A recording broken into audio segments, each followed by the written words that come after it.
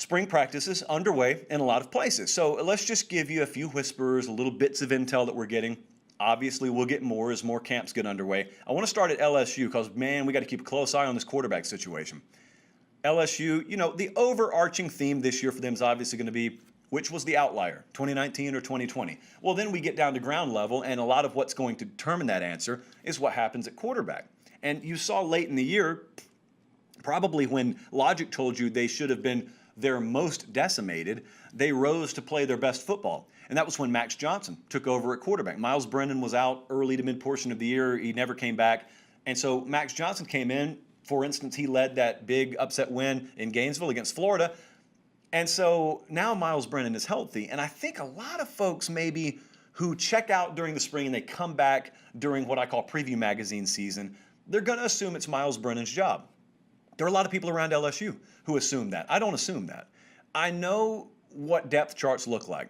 I know how easy it becomes to kind of attach yourself to whatever the group think of the day is, and you start writing the depth chart. But depth charts are meaningless when reps start to happen. When live bullets start to fly, that's when this stuff gets settled. And I want you to remember, you got new crews coming in there. You got new offense, new defense. So it's not holdover time. It's not Miles Brennan just doing more of what he was doing before he was injured. You got some new elements there that you have to learn. And so how efficiently will that happen? It's not the only place that's occurring. I'm about to talk about Texas too. But this whole quarterback situation at LSU, to say that's settled, to even indicate or suggest that's settled is ludicrous. You may end up guessing right. I could say it's Miles Brennan's job, and he goes on to win it, and I say I was right. No, I guessed right. No one's right here. There is no skillful answer on this. There is no 80-20 either way. 60-40, 65-35 maybe, but I think it's wide open. I think Max Johnson could easily win this job.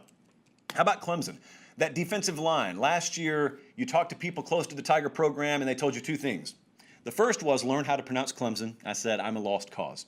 The second thing they said was, all right, fool. Well, at least you need to know this.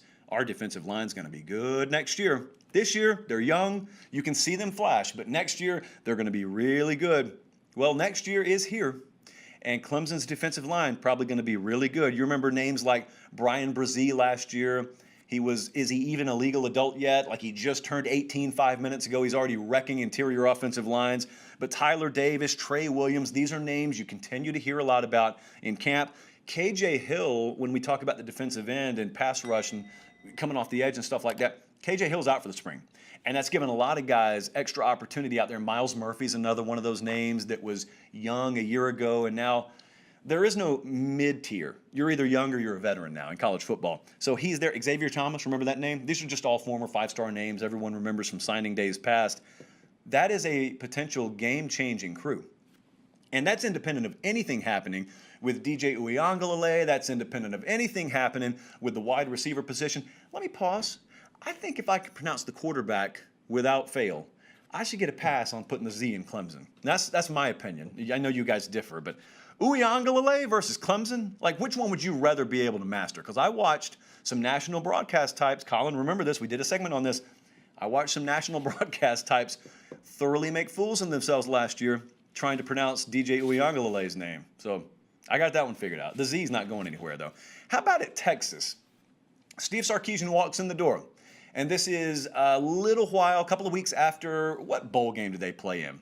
Was it the Alamo Bowl? I don't know. Whoever they played Colorado, and Casey Thompson looked great. And so we were really excited, and are still really excited, about the potential with Casey Thompson in this Longhorn offense. And here is the deal. That's not settled either. And here's the deal, part B. There are some people around the Texas program, maybe it's just because they're looking for something to talk about in the spring, but I've had a couple of folks close to Texas who have told me they're not predicting a winner, but they said, Hudson Card, if you were asking in terms of pure skill set, which of these quarterbacks is more tailor-made for Sark's offense, it would be Hudson Card. It wouldn't be Casey Thompson. Now, overall, who ends up being the better quarterback could still be Casey Thompson. If I were a betting man, if I were out there degenerately placing wagers on spring position battles at Texas, I would lay my money on Casey Thompson. However, think about what I just said there. It's the same principle that's in play at LSU. You can fill out all the depth charts. You can write all the preseason articles. You can read all the magazines you want to. Writing something over and over again doesn't mean anything. Even this coaching staff doesn't know. Therefore, by default, we can't know. If you were to ask Steve Sarkisian, even if you had truth serum in him and there were no cameras, no microphones on, and I were to ask him, who's going to be your starting quarterback this fall? He'd go, I don't know. I mean, he may have a guess, but he doesn't know. He's the one who's going to make the decision. If Hudson Card looks at this situation and he ends up being tailor-made, as some people suggest he is, to fit skill set-wise into this offense, you never know what could happen. There have been several instances just in the last few years where preview season kind of led to a bunch of groupthink around one guy taking control. Remember Blake Barnett, who was going to start for Bama, and he started a grand total of like 1 quarter, and then Jalen Hurts took over? No one was talking about that until it happened. So not many people may be talking about this right now, but it could happen. It's now an every show thing, JP, Angels in the outfield. It could happen. Flap those arms. It could happen. Keep a close eye on that. They're just now opening spring ball in Austin, so keep a close eye on that. And the last one, I'm going to stick with the quarterback position here. The last one, I've spoken about this a couple of times now. Mackenzie Milton watch continues in Tallahassee.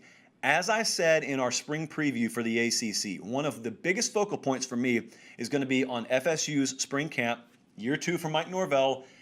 And Mackenzie Milton, the transfer quarterback who had the devastating leg injury at UCF 2 years ago, he's in, and they had talked a lot leading up to spring ball opening in Tallahassee about how Mackenzie Milton had been fully cleared for everything football related. And I said, there's a difference between being cleared and being full speed. Now, if he's full speed and not just cleared, then that could be a game changer, because I think that could be the starting quarterback there. I think I would lean heavily towards him being the starting quarterback if he is indeed cleared. So I'm reading on Knowles 24/7 the other day. They've had a couple of spring practices now. This is a quote from Brendan Sonome over on the FSU 24/7 site. I'm going to paraphrase a little bit, then I'm going to read a direct quote. He said, Mackenzie Milton, you can see the comfort setting in, took a couple of practices to get a little bit more acclimated to the verbiage and the system and whatnot, but he's starting to grasp the system. Then I want you to listen to this quote. Very nice movement as a runner, throws well on the run. Those two sentences probably matter about as much to me as anything that I've read anywhere from any spring practice report so far. It is a huge tidbit. I know there's still a long way to go, but if his first few repetitions in sort of quasi-live action, at least as live as you can get in spring, has people coming away saying, he moves pretty good. He throws the ball pretty good on the run. Well, that means they were serious when they said he's fully cleared for spring ball. And if he looks impressive by the standards of other quarterbacks you're measuring him to, well, it means there's probably not limitation there. And if there's not limitation for Mackenzie Milton, that's going to be the starting quarterback at Florida State. Big ifs. I know right now it's March 23rd, so we got a long way to go. But that's how I would handicap that race if indeed he continues on that trajectory. And those are the themes that we continue to hear come out of FSU.